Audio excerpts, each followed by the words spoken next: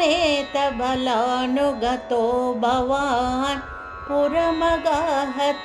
भीष्मकमानितः द्विजसुतं त्वदुपागमवादिनं धृतरसा तरसा प्रणनामसा भुवनकान्तमवेक्ष्य भवद्वपुः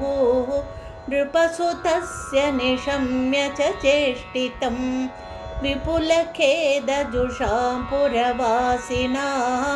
सरुदितैरुदितैरगमन्निशा तदनुवन्दितुमिन्दुमुखी शिवा विहितमङ्गलभूषणबासुरा निरगमद्भवदर्पितजीविता स्वपुरदः पुरदः सुभटावृता कुलवधूभिरुपेत्य कुमारिका गिरिसुतां परिपूज्य सत्सादरं मुहुरया च तत्पदपङ्कजे निपतिता पतितां तव केवलं समवलोककुतूहलसङ्कुले नृपकुले निभृतं त्वयि च स्थिते नृपसुता निरगाद्गिरिजालयात् सुरुचिरं रुचिरञ्जितदिङ्मुखा भुवनमोहनरूपरुचा तदा विवशिता किल राजकदम्बया त्वमपि देवकटाक्षविमोक्षणैः प्रमदया मदया च कृषेमनाक् क्वनु गमिष्यसि चन्द्रमुखीदितां सरसमेत्य करेण हरन्क्षणात् समधिरोप्यरतं त्वमपाहृताः भुवि ततो विततो निनदोद्विषां क्वनु गतः पशुपालयिदि क्रुधा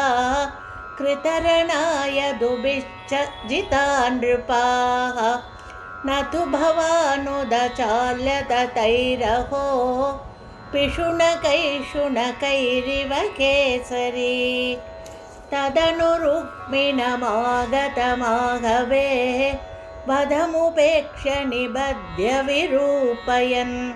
कृतमदं परिमुच्य बलोक्तिभिः पुरमया रमया सह कान्तया नवसमागमलज्जितमानसां प्रणयकौतुकजृम्भितमन्मताम् अरमयः खलु नाथ यथा सुखं रहसितां हसितां शूलसन्मुखीं विविधनर्मभिरेव महर्निशं प्रमदमाकलयन् पुनरेकदा ऋजुमते किल वक्रगिरा भवान् वरतनोरदनोत् तदधिकैरतलालनकौशलैः प्रणयिनीमधिकं सुखयन्निमाम् अयि मुकुन्द भवच्चरितानि नः प्रगततां गददातिमपाकुरु। गोपिका जीवनस्मरणं गोविन्द।